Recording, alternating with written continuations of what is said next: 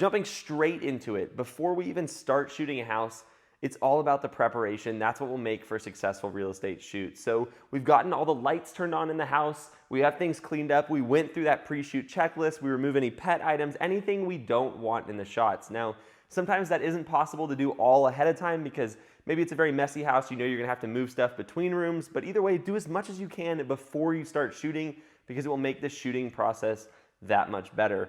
For this video specifically, we're gonna be shooting on the A7 III, but I am gonna show you later shots from the Canon M50, which is a much cheaper camera, just to show you that camera body is not ultimately that important. Jumping straight into it, I have my camera on. I'm gonna put in my settings, just a brief overview. F9, we shoot on ISO 250. We let shutter do all the work, and we are gonna be shooting 3 brackets at 2 stops apart. Now, what I like to do when I shoot a house is I always shoot inside first unless the agent or seller really needs me to start outside. The reason for this is if I step in something outside or get my shoes muddy, I'm gonna end up tracking that through the whole house. So just better and more polite to start inside in my opinion. When starting inside, I always, just to make things easier and to make sure I don't miss any rooms, as much as possible, I start on one side of the house and work my way through. So we're gonna start over here on the north side of the house and work our way to the south.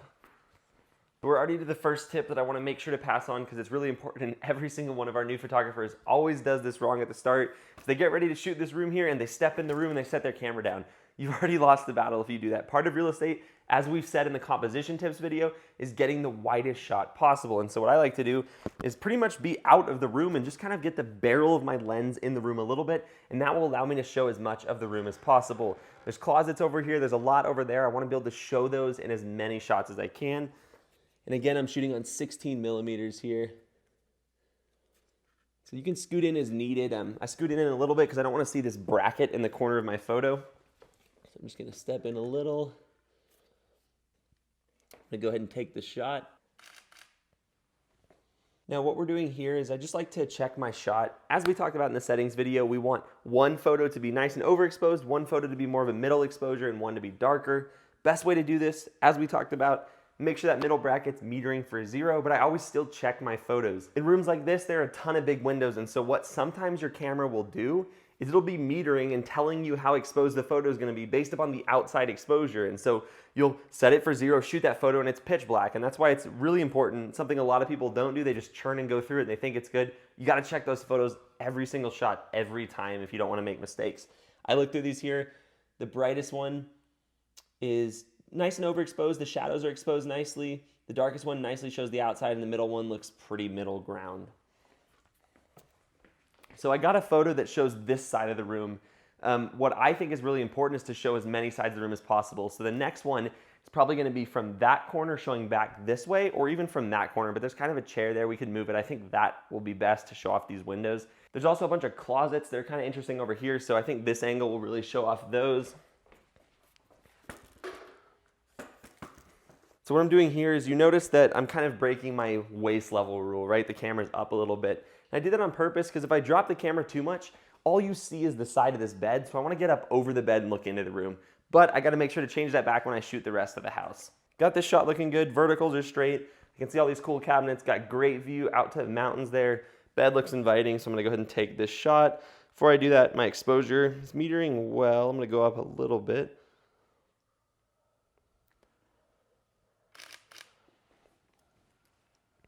Top photo looks good, darkest photo looks good, middle photo looks good. Now, as far as how many shots you need in each room, that's really dependent on the specific house.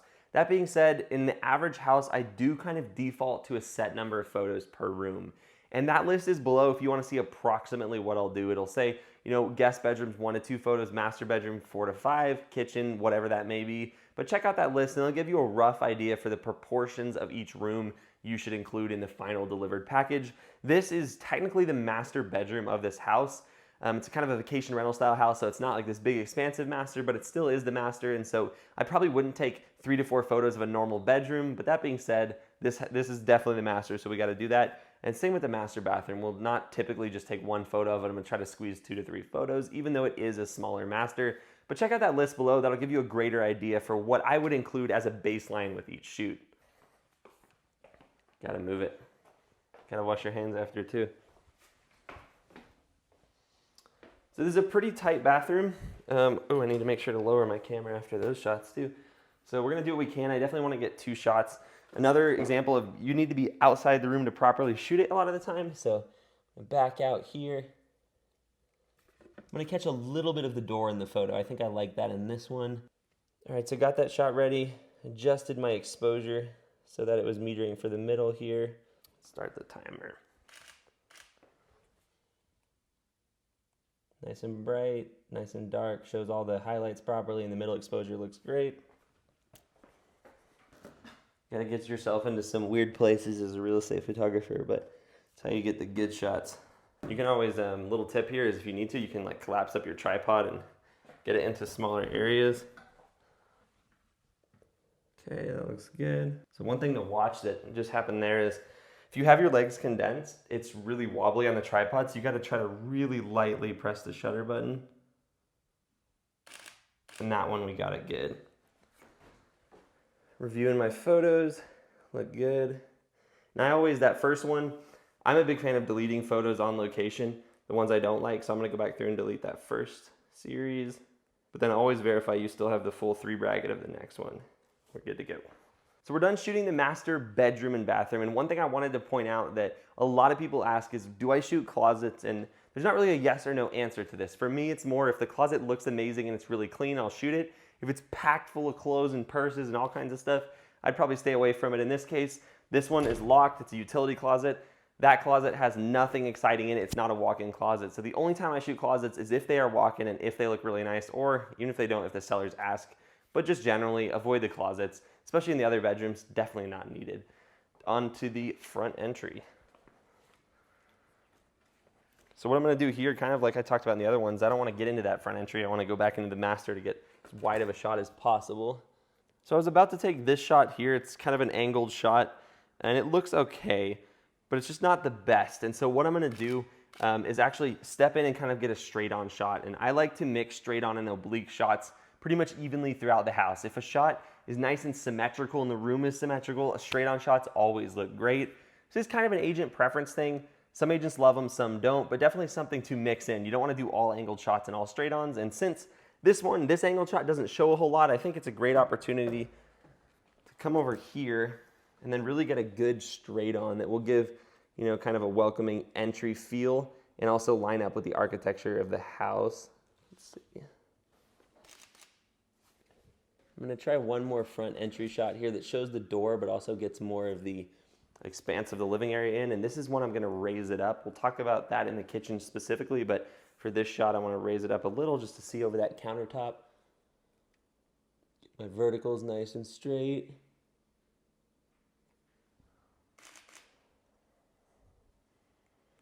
Perfect. I always like to look back and see if I wanna get another angle. Doesn't look super great this way, so I'm gonna skip that shot. So moving on to what's often called a great room, which is kind of a combination living room, dining room, kitchen.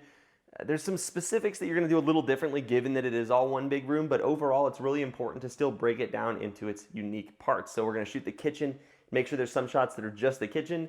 We're gonna shoot this dining area here, we're gonna shoot the living area, but we're also, because you know open concept is about that open concept, we're gonna make sure to get shots that show off that room in its entirety. So what I'm gonna do here is go through and get my compartmental shots, if you will, first. I'm gonna start with the kitchen, then I'll shoot the breakfast area, dining area, and the living room. As far as kitchens go, this is kind of an unusual kitchen, but there are some things that are really important to keep in mind when you're shooting kitchens. And this is one time you're really gonna wanna raise up that tripod. The rule of thumb here is that you don't wanna keep those waist level shots, and that's for a couple reasons. One, if you do that, you're gonna see a lot of the face of the cabinets and not a lot of anything above them, and it just doesn't look that appealing. Number two is if you shoot too low, and there's none to show you here unfortunately, but you're gonna see up under the underside of the cabinets, and that's not a really appealing look. So my recommendation in a kitchen is get your tripod out and raise that right up until you can't see the bottom of the underside of the cabinets, lock it in place there, and that's the height you're gonna shoot the entire kitchen. The same rules apply in a sense for bathrooms. Not as important, sometimes you have to get those lower shots, but anytime I can avoid the underside of a cabinet, I'll take the opportunity and raise the tripod. It just looks a lot better. So there's not really a whole lot of underside here. I don't really want to see the underside of this bottom one, so I'm gonna kind of do a normal, what I would for a kitchen, probably about right here. And the balance is always, you know, if you go too low, you see too much front of the cabinets and countertops. You go too high, it makes the room feel super, super small. So I think this is about a good height, but normally I use the cabinets to judge.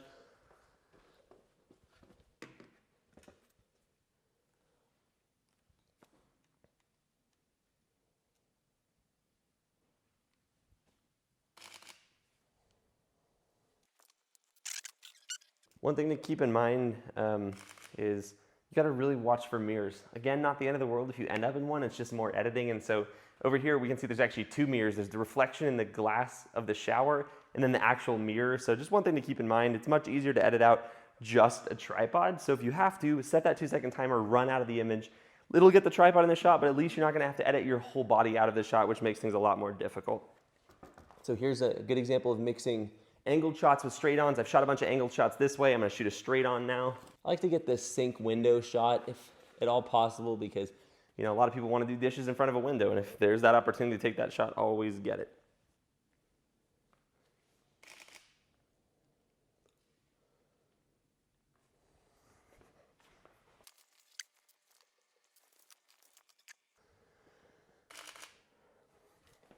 Kitchen's done. Going over here to the breakfast area. I'm gonna mix a bunch of straight-ons with obviously some angled shots. Really what I want the straight-ons to highlight is the architecture and the view. So the more angled shots really show off the room. The straight-ons really draw your eyes to the end of the image, which will be the view in this case. We have sort of gorgeous mountains out the window, so I'm gonna line up a straight-on here. This is a time where you can use a little zoom just to bring that background up. The more you zoom in, the more those mountains are gonna look taller and more like they do in person. Your camera has a great way of flattening things out. So in a situation like this, I'm not losing any room by zooming in, and I think it's a great opportunity to use that zoom on your lens. Constantly adjusting the shutter speed to make sure I get a correct exposure. So I'm going to show you guys another good example of zoom here. I'm going to zoom in. Actually, I'm going to zoom out and first take a shot that is completely at 16 millimeters and really shows the entirety of the room with the dining area as the foreground.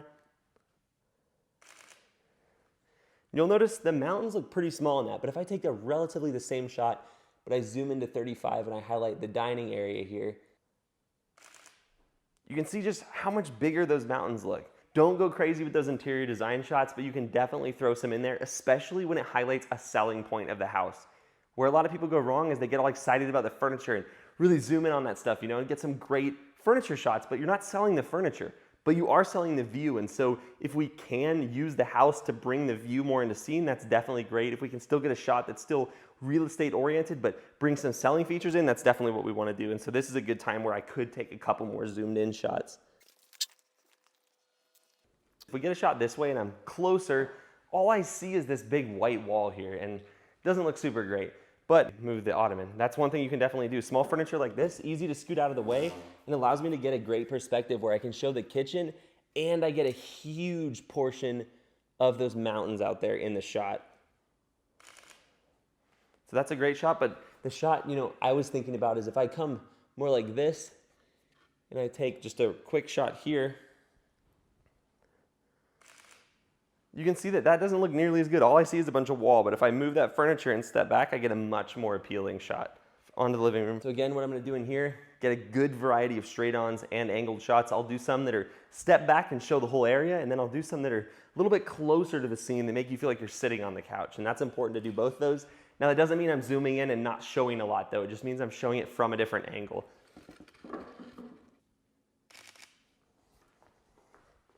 What I like to do on rooms like this especially is I'll kind of do an orbit. So I'll shoot angle shot here, straight on, angled shot here, straight on, angled shot here, and that'll give me a really good feel and really good variety of shots in this room. And then what I'll do is I'll get a couple more that are like a little more like here, so it kind of feels like you're sitting on the couch and you get that perspective of what you would see sitting on the couch.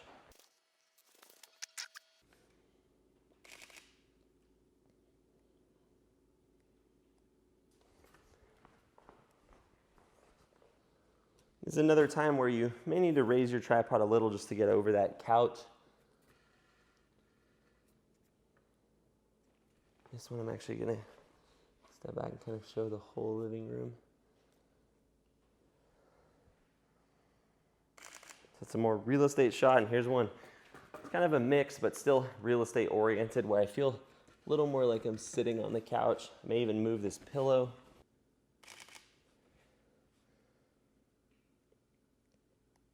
Another one kind of specific to this house is those mountain views are a big selling point. So I'm gonna do another far back zoomed in shot to bring those mountains up, make them feel a little more prevalent in the shot.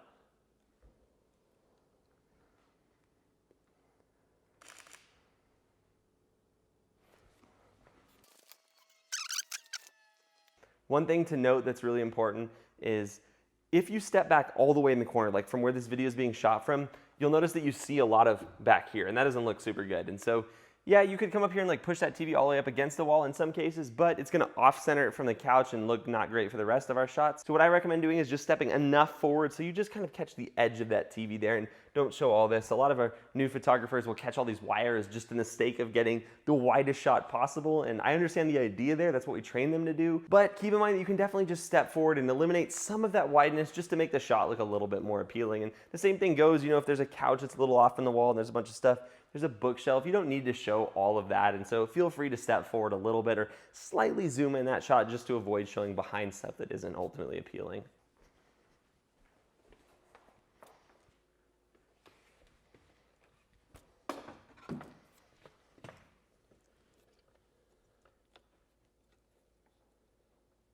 One thing that I just did here that a lot of our new photographers do, that something I definitely need to mention, is don't let your tripod like bang furniture around. Think about what that sounds like to the seller.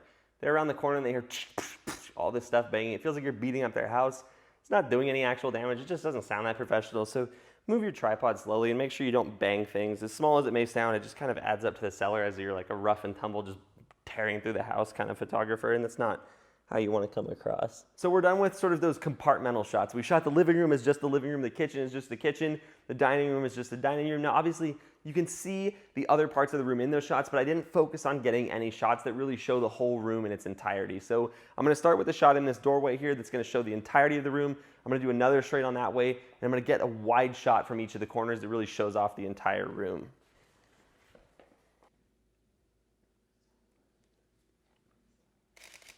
So this is a nice shot that really shows off just the square, nice, symmetrical architecture. I think that looks great. You can see the mountains pretty well.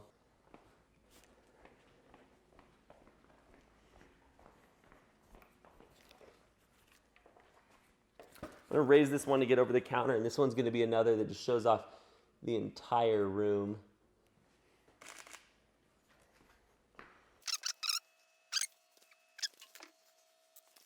There's 2 or 3 more shots I want to get in here, and one thing to keep in mind is don't overthink your shots. Don't say, do I really want that one, or I should probably think about it. Just take the shots. It takes 2 seconds to take the photos, and so what I do when I'm shooting, I don't count photos. I'm not trying to reduce the number of photos on site. I just go through and shoot anything that comes to my mind, and ultimately, that's a much faster way to shoot. I can easily shoot 80 photos in a 45-minute period that are all well composed, and then I have a bunch to narrow down from in post. Now, obviously that takes a little bit more time, but I think it's much better to overshoot on site than it is to get back and wish you had more photos. That's the worst feeling. If you missed an area, if you didn't quite hit the number of photos you promised the agent, something like that, it's just ultimately not great for you and doesn't look good for your brand, so overshoot. It's just so much easier that way. I'm gonna get a couple photos here that I don't know if they'll make the cut, but I wanna shoot them, and I wanna be able to have them, even if I don't deliver them. That way if the agent says, hey, did you get a straight on looking straight out the windows? I don't think it's the best shot, but I can see why the agent would ask for it, and so even if I delete it, I'll still have the raw files and be able to edit it without going back to the house.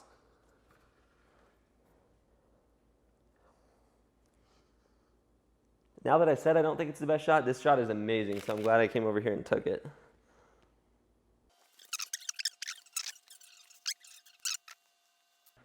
Last shot I'm gonna try here, this is another one of those that I don't know if it'll make the cut, but better to have it than not. It's just gonna be straight back this way. There is some interesting windows. The roof is at a slight pitch, and so these are all custom windows along the top here. I think it's worth it just to shoot them.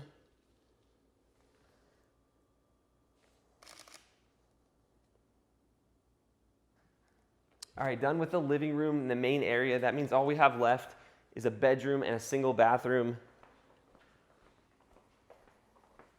Because this is not the primary bedroom and bathroom, this bathroom really only needs 1 shot. I'll still probably shoot 2 to 3 shots in that bedroom just because there is some really amazing views that are not usual, and the house is a little smaller, so I need to make sure to hit at least 36 photos. It doesn't hurt anything to take a couple extra in there, but this bathroom is just gonna be 1 shot kind of here from the doorway.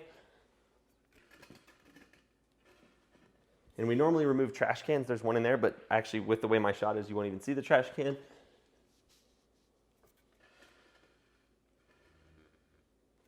And this is one where I'm gonna wanna get the shot set up and then step out of the way, because if I don't, I'm gonna have to edit myself and the tripod out of that reflection.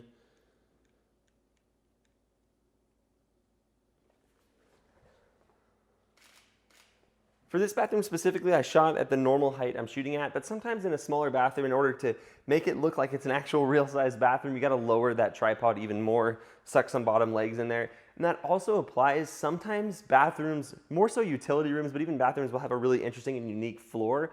And with my last shot, you don't really see the floor. You see the floor of the shower, which is important, so I could potentially lower that and get the floor if there's some unique tile or something else you think needs to be captured. And one more tip relating to bathrooms and just really small rooms in general, and this one's a little more controversial, but you can tilt your camera and take a vertical shot. Now, I typically don't do these because a lot of agents, one, think they don't allow them in our local MLS, and they do where we are. I can confirm, you'd have to check for your local area. But two, and more accurately, they don't really display well on Zillow. You get that nice wide horizontal photo, and then if you take a vertical photo, it's just like a little thing in the middle, and so it kind of ruins the display experience. And so I'm not a fan of verticals, but you can ask the agent, and it's just something to keep in your back pocket if you can't get a good horizontal shot. Now, what I do recommend is always taking the standard horizontal and taking the vertical as well and letting the agent decide. Don't just deliver a single vertical. More than likely, the agent's either not gonna like that and not gonna say anything, or worse, have you come back at the house to shoot a horizontal. So shoot both of them, you'll save yourself a ton of headache. And another small bedroom here, so I'm gonna keep the body of the camera and the tripod mainly out in the living room and just kind of sneak that barrel in enough to get a wide shot. So in this photo specifically, we have one wall there. We're capturing the headboard of the bed wall. We have the second wall that has the door on it. And on the right side, we have just a little sliver of the third wall. That's what it should look like to catch 3 walls. Occasionally, you can really get interesting and get 4 if I could sneak this wall in here. It's kind of tough in this case. But you'll notice if I step forward and I get only 2 walls, it's not quite as good of a viewing experience. It's a little more disorienting, and it's hard to explain, but you can see the difference between these photos. You just feel a little bit more like you've actually seen the room when you get that third wall, even if it's a tiny sliver. So I always recommend getting that third wall at almost any cost. I hate the into the corner shots that 2 wall shots end up being, and so definitely try to get that third wall. Now, another thing you can do, not so much in this house because this door, while it works with the architecture, it looks like a cheap door, is if I step back and it is a really nice door, it has a high quality handle or something, what I'll do is I'll compose my shot, I'll get the walls as I want them, and I'll just kind of introduce a little bit of that door into the shot. So I'm gonna take this one, and you'll see that that door is not an appealing door, but it kind of brings it in. If you have a door that has those glass panels, a really nice handle, definitely a great tip and something to keep in mind. I would, again, probably shoot both and let the agent pick, just deliver it to him, but at least you have that, and it kind of shows off just those details of the house without sacrificing the real estate feel. Now, I normally don't shoot straight-ons like this in a bedroom unless there's a view out here. We have the beautiful desert behind us. We obviously want to capture that. If there's a pool, a forest, something worth taking this shot, otherwise focus on the house. I wouldn't want to show this out to a fence, for example. That just wouldn't be a great use of a photo.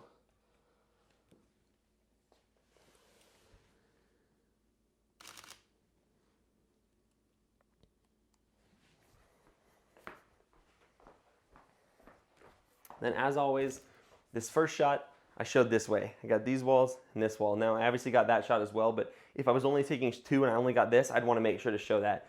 A lot of photographers make a big mistake where they'll, for example, shoot one shot there, and you miss this whole wall. You don't see any of that. So important to make sure that you have a good enough variety of shots where every wall is captured in the photo. Yeah, as you can see, there's a nice window up here, and so if we didn't capture that, it's not the end of the world, but might as well, while we're here, might as well think about it and get that intentional variation of shots to really show off the home. Now, another thing to keep in mind, another pro tip, if you will, is that there's no law against opening the door and going outside, right, to get a wide enough shot. So when I was over here in this corner, I looked back and my instinct was to look for a door handle, and I was like, oh shoot, that panel doesn't open. But I still wanted to make the point that often a lot of people are like, oh, that's the wall, it's as far as back as I can get.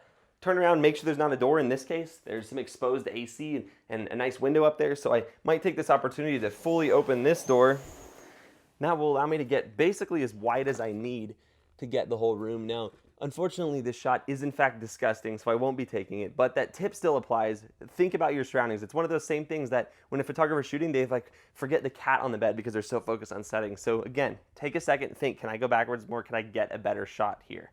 And that officially concludes the inside of this house shoot. The sun came out, fortunately. It actually worked out really well. Inside photos work really well in shady weather. You get that nice dynamic range. You don't have harsh light coming in. But the weather worked in both cases in our favor. The sun's out, and it is time to shoot the exterior photos. Moving to the outside, on a property like this, it's a 120-acre property with a house on it. I'm going to kind of break it down into two phases, the house itself and then the house and the property itself. So what we're going to do is we're going to start by getting kind of the standard real estate shots we would of this house, some closer up shots and some really important shots that I want to take a second to talk through. Number one is the front elevation shot. Now, a front elevation shot, it's the architectural blueprint made real life, if you will. It's that straight on level shot that just shows off the front of the house. We're also going to do the exact same thing with the back. It's called a rear elevation. These are two shots I recommend getting every single shoot. It'll be tough sometimes a house has a bunch of trees in the front, or it's really just hard to get a front elevation, but those are two important shots, the front and the rear elevation, that are a must-have. Other than that, we're going to get a couple other shots that are important, like a front entry shot and some back porch shots, but obviously those are more about the specific house, and so we'll talk through those shots as we get to them. And after we do the house itself, we're going to move on to the land. Now, I know obviously every house you shoot is not going to be on a bunch of land, but this one is, so it's a great example to show what we do in that case. Where a lot of people go wrong with a house on land is they only focus on the house, and even when they go out to the land, they're still shooting back towards the house. I want to make sure on a 36 photo package like this shoot is that I have potentially 2 to 3 photos that actually don't include the house, that just show the land. This is 120 acres. There's a ton of land, and so it's important for people to know that that's the case. It's not just a suburban house. You're buying a really nice house on a ton of land, so we're going to make sure to highlight that as well. So the first thing we're going to do is go a little bit up there and get that front elevation shot. The cool thing about this property is the house is right up at the front, and so all of the land is behind it. So we should be able to get a really unique shot kind of towards the back of the land. So right now we're taking the front elevation shot, and I'm slightly off center, which is not normal for a front elevation, but I think I can cheat it back to flush in Photoshop. I just don't like the gravel being in the foreground, kind of looks like a driveway. So I stepped about 3 feet over to the left, then more than I usually would have, and I just took this shot. I think it looks great. So we got the front elevation done. Settings wise, like I talked about, exactly the same. We're still shooting 3 brackets. We're just going to be shooting on cloudy white balance.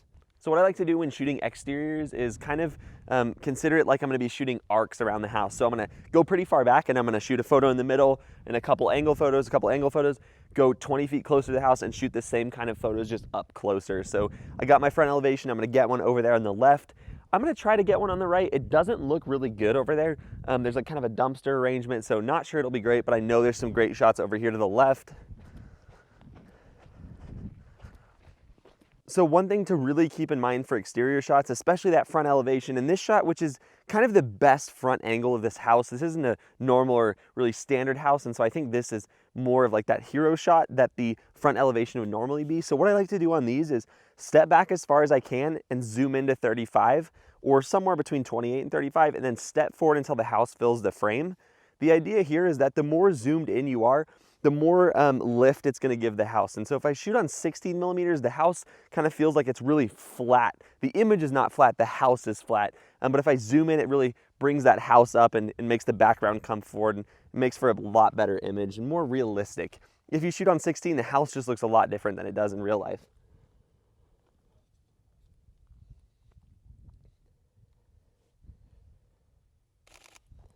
Same thing as insides. I always make sure to check my photos.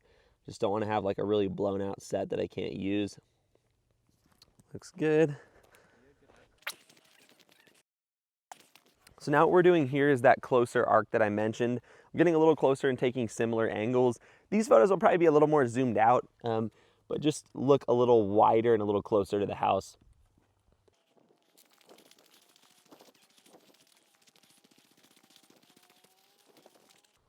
Like I said earlier, this isn't the best view of the house, but still important to get it, especially on a standard real estate shoot. We want to kind of show everything. So looking at this overhead picture of the house, as I showed earlier, I'm kind of taking those radial arcs at different distances from the house, and that'll make sure I have good coverages of the front of the house.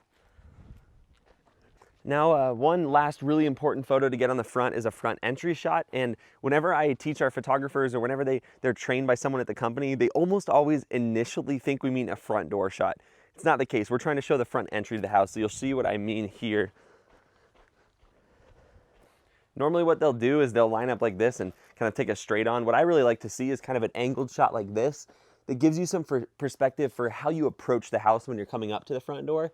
I think it'll be a pretty interesting shot here. And what agents will do when they actually post these photos typically is they'll arrange them in kind of a walkthrough order. So they'll start from like pulling in the driveway with those far out exteriors and get closer and closer. And typically this will be the last exterior shot on the front before they show the inside, and then they'll put the rest of the exterior photos after the inside photos. And so I like to shoot with that walkthrough mentality in mind, kind of give viewers a virtual tour, if you will, where they're progressively getting closer and getting to see everything they would see in the normal order they would see it if they visited the property. We're done with the front. Now we're gonna go over, get the side porches, get the back porch, and then we're gonna take some of those shots that really show the land and then like the house as a small piece of the land, showing that the house is on a ton of land. I'm gonna get a nice wide shot here that shows the size of this covered area. There's actually a door right there too, so make sure to show that. Again, it's hard to, it's something you have to really watch on a house like this, is not just to get distracted by the view and have everything showing that. We actually need to show the property itself. So this is one that, well, it does show the view. It really shows just the expanse of this covered patio. I got that shot that showed the whole area, and I do want to get one kind of artistic shot that really makes the mountains look as prevalent as they do in real life. So I've zoomed in. Shot looks pretty good. I'm gonna go ahead and take that. We have a hot tub area over there. We'll get that in a second, but for now I'm gonna focus on up here on the porch. I'm gonna start with a shot a little back here that gets like the entirety of the porch.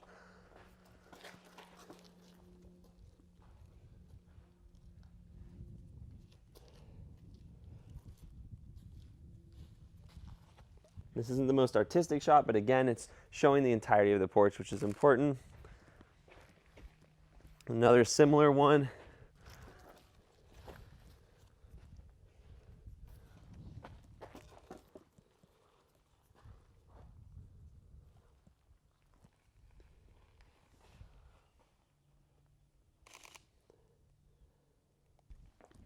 There's no real science to a porch like this. Again, like I always say, it's better just to overshoot. So I'm just gonna walk around here and take as many photos as I can think of. Just real quick, I'd rather be able to narrow them down in post.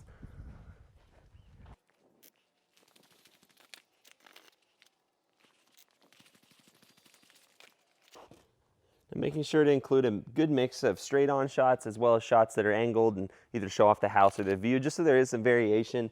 I'm a big fan of straight on photos, so I tend to shoot too many of those. So I have to remind myself to make sure to shoot those angled shots just for balance overall.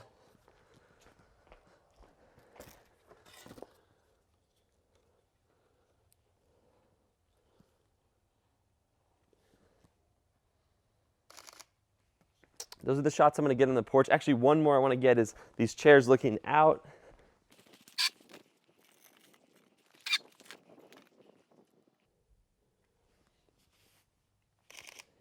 And that concludes it for the porch. Now I'm gonna do kind of the same thing as the front. I'm gonna shoot a photo there, a photo there, a photo there, go out a little farther, do the same three again in that kind of arc format that'll give us all the angles we need.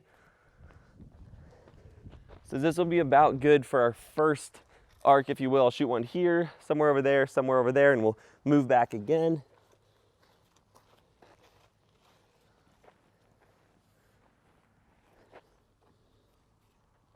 This is that rear elevation shot where I'm actually gonna step back, and this is gonna kind of break that arc format, but I'm gonna zoom in to feel as if I was, only standing a few feet away.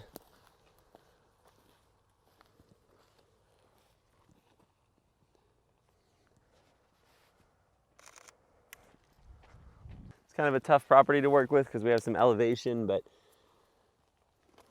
this is a time where I'm going to break the verticals rule. I don't love this shot, but I'm just going to include it. I'm kind of shooting up the hill.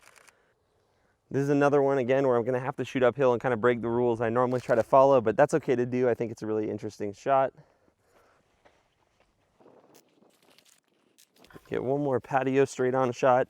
Then we're going to get the hot tub and cold tub, which sounds awful, but we're gonna get the cold tub, and then we're gonna go back on the land pretty far, shoot some photos that only show the land, shoot some photos that only show the view from the house and not the house itself, and then that'll wrap up the exterior.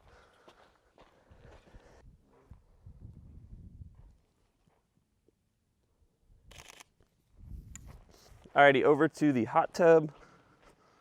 One more on the way we're gonna shoot just so we have it, kind of show where the hot tub is in relation to the property. I'm also going to shoot a straight on this way.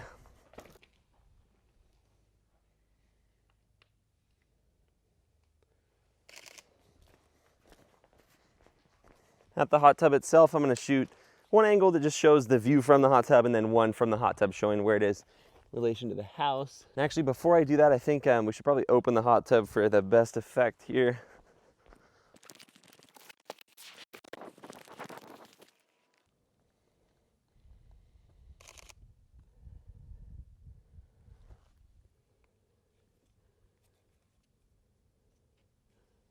I'm going to do a zoomed in one and a normal one.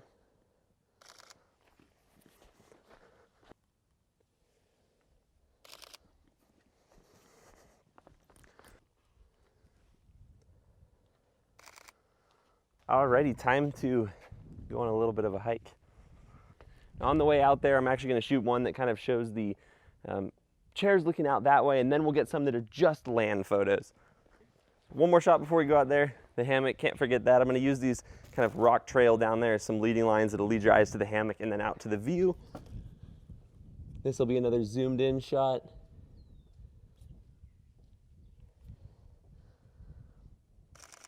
Got it. I'm actually going to capture the whole chairs in this one.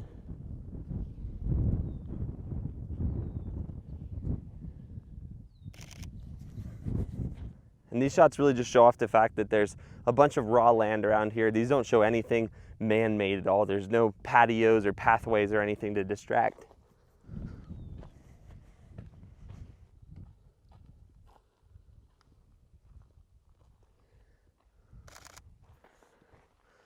And the last shot we're gonna get is shot somewhere in there that just shows a big expanse of land and then kind of the house way off in the distance. And normally on a house like this, we would definitely do drone photos. That will allow us to get kind of up in those rocks back this way, but that's not what we're gonna be covering in this video. So we're just gonna be doing ground photos. So the last photos that I'm gonna get are gonna be somewhere over there.